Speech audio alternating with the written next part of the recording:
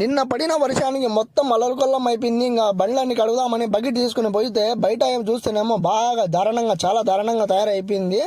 ఇక్కడ చూస్తేనేమో బండ్లు అయితే నల్లగా తయారైపోయినాయి. ఏం చేయాలో ఇంకా బండి హోస్ట్ తీసుకొని ఇంకా బయట అయితే బండ్లన్నీ కడగాలి, రెండు సార్లు కడగాలి. ఎందుకంటే ఇంకా సబ్బు వేసి బాగా కడగాలి. ఎందుకు అంటే ఇక్కడ మట్టి అయితే మట్టిగా పడుతుంది వర్షము, అందుకోసమని ఇక్కడ మట్టి ఎంత పడినప్పుడు ఇంకా పోవాలంటే ఇంకా సబ్బు వేయాలి.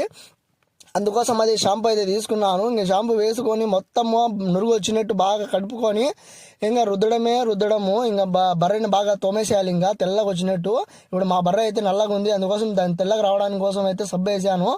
చూసాము ఇంకా ఎంతవారం తోమకపోతే ఇంకా అంతే. మళ్ళీ గలీజ్ కనిపిస్తే కనుక నువ్వు తోమలేదు, చెయ్యలేదు అని వీళ్ళు చెప్తా అంటారు. వీళ్ళ దగ్గర మళ్ళీ మాటలు పడాలనిపిస్తుంది. ఈ అమ్మ ఎంత చేసినా కూడా ప్రయోజనం ఉండదు మళ్ళీ తర్వాత. అందుకోసం అని ఇంకా తోమడమే తోముడు. అందుకోసం సబ్బు వేసి తోముతున్నాను. ఇలాంటి ఇంట్రెస్టింగ్ వీడియోస్ నా ఛానల్ని ఫాలో అవ్వి సబ్స్క్రైబ్ చేసుకోండి, లైక్